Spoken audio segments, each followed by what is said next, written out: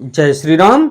आइए चलते हैं हम आपको फिर प्रभु श्री राम के रामचरितमानस की कथा अयोध्या कांड में, जिसको सुनने और पढ़ने मात्र से ही हमारा आपका कल्याण हो जाएगा।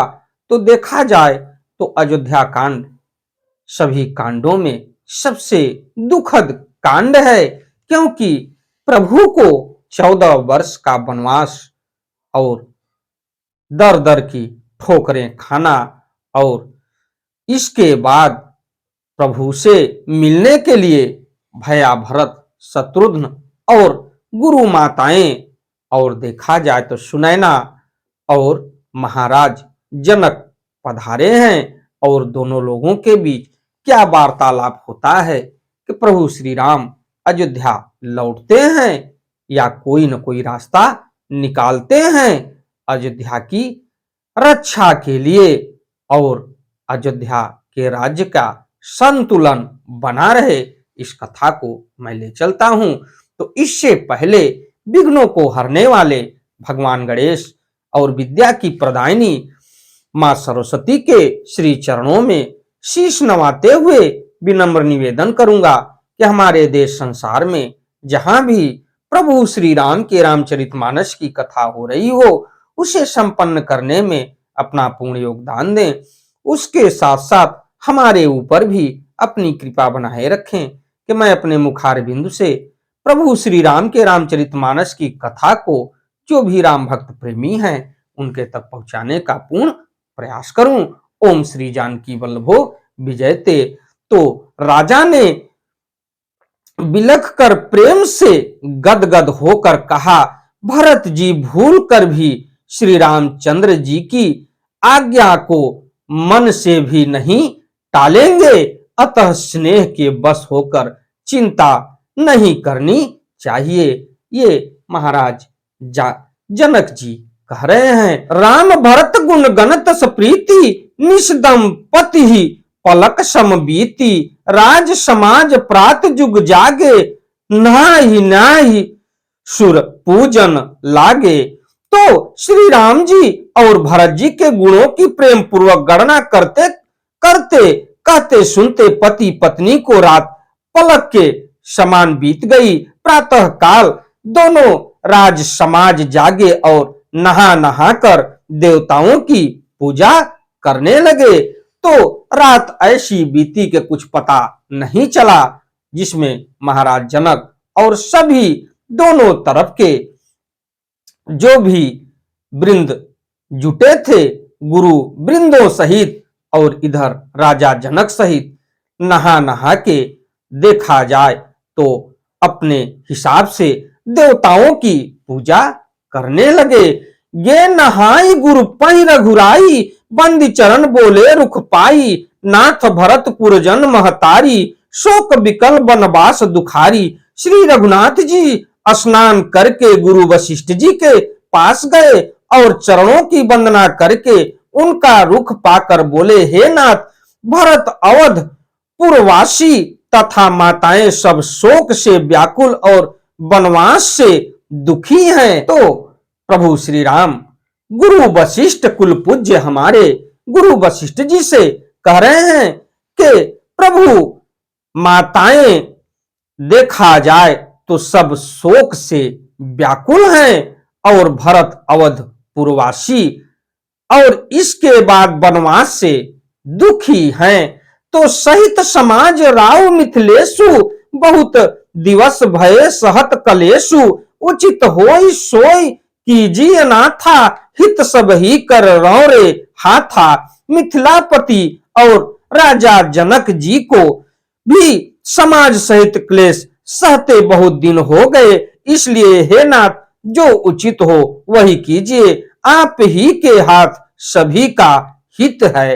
अस कही अति सकोच चे रघुराई, मुनि पुल के लखशील स्वभाव, तुम बिनु राम सकल सुख साजा, नरक सरीस दुहु राज समाजा। ऐसा कहकर श्री रघुनाथ जी अत्यंत ही सकचा गए।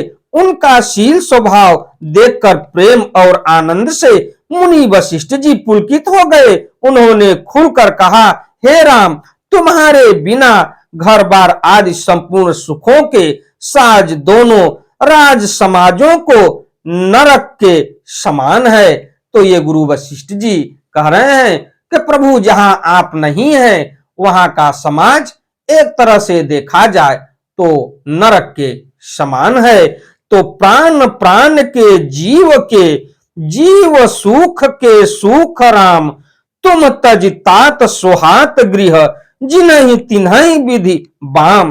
हे राम, तुम प्राणों के भी प्राण, आत्मा के भी आत्मा और सुख के भी सुख हो। हे तात, तुम्हें छोड़कर जिन्हें घर सुहाता है उन्हें विधाता विपरीत है। तो ये गुरु वशिष्ठ प्रभु श्री राम से कह रहे हैं, सो सुख कर्म धर्म जरि जाऊ, जहन राम पद पंकज भाऊ। जोगु कुजोगु ज्ञानु अज्ञानु, जह नहीं राम प्रेम परधानु। तो जहां श्री राम के चरण कमलों में प्रेम नहीं है, वह सुख कर्म और धर्म जल जाए। जिसमें श्री राम प्रेम की प्रधानता नहीं है, वह योग कुयोग है और वह ज्ञान अज्ञान है। ये गुरु वशिष्ठ कह रहे हैं कि जो प्रभु श्री राम के श्री चरणों में समर्पित नहीं होता, वे प्रेम नहीं है। और जो कर्म और धर्म जल जाता है, ऐसा न करने वालों के लिए, और जिसमें श्री राम प्रेम की प्रधानता नहीं है, वह योग कुयोग होता है और वह ज्ञान अज्ञान हो जाता है। तुम बिनु दुखी सुखी तुम तेहि, तुम जानहु जिय जो जेहि केहि।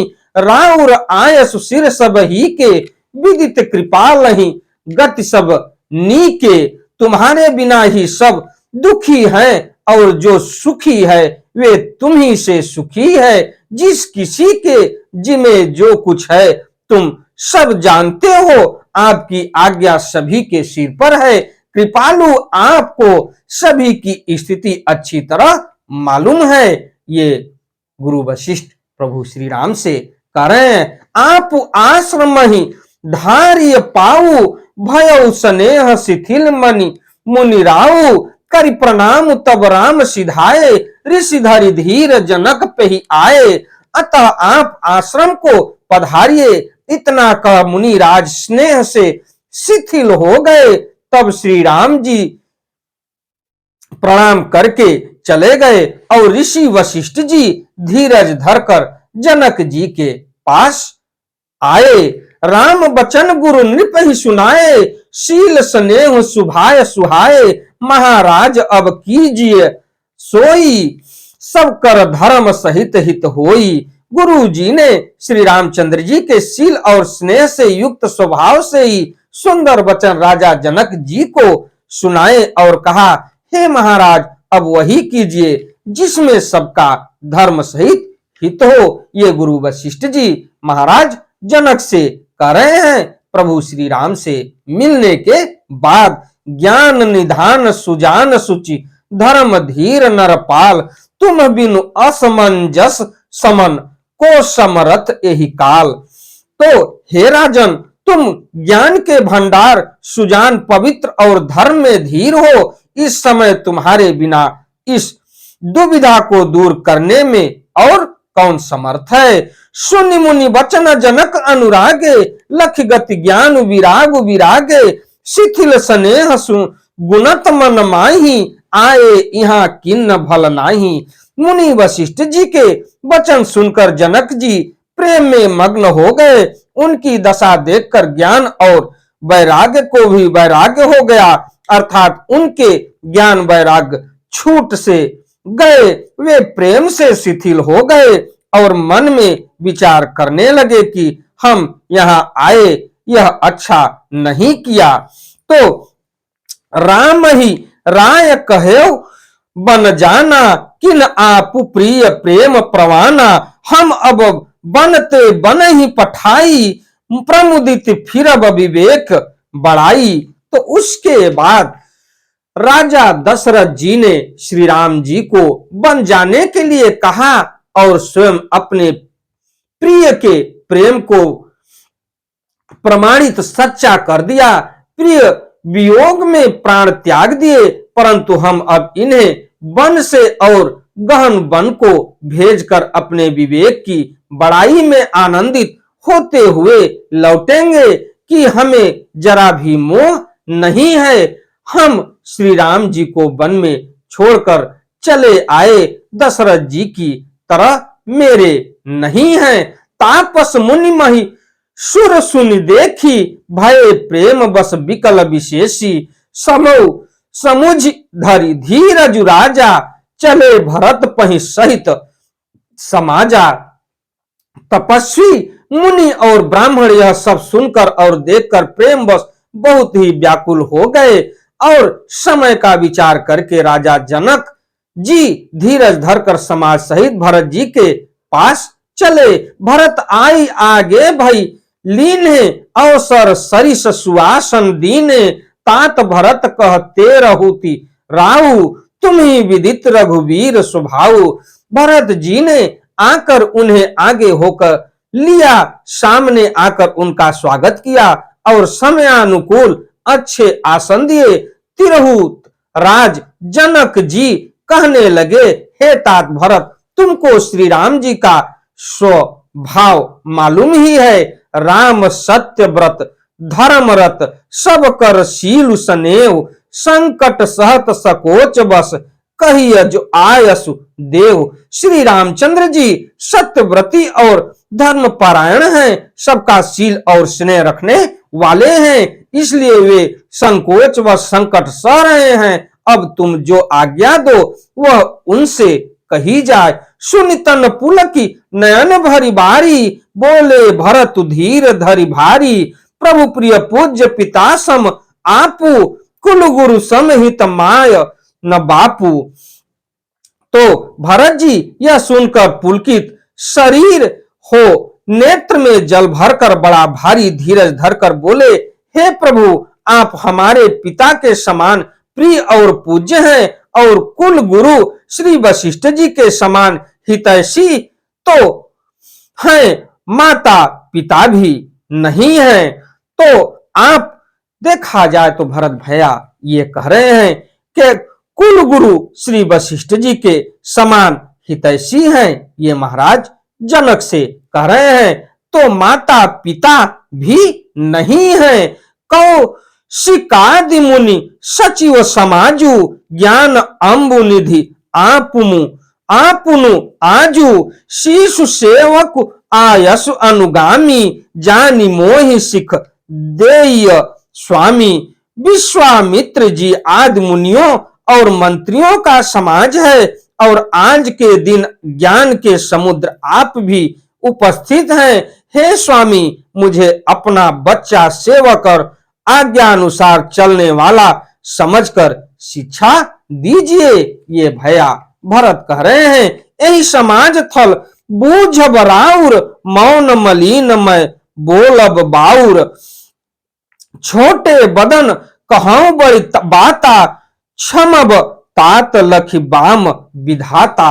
इस समाज और पुण्य स्थलों में आप जैसे ज्ञानी और पूज्य का पूछना, इस पर यदि मैं मौन रहता हूं तो मलिन समझा जाऊंगा और बोलना पागलपन होगा। तथापि मैं छोटे मुंह बड़ी बात कहता हूं।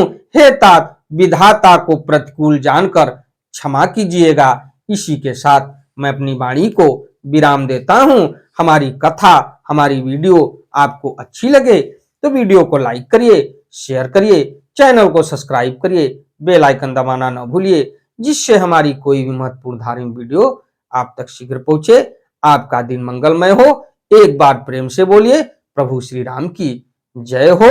अगली कथा में मैं लेके चलूंगा आपको कि प्रभु श्री राम के चरण पादुका को कैसे भैया भरत लेके जाते हैं अयोध्या जी के राज सिंहासन पर रखने के लिए और 14 वर्षों के रक्षा के लिए। तो इस कथा को मैं अगली वीडियो में लेके आपसे फिर मिलता हूं। धन्यवाद।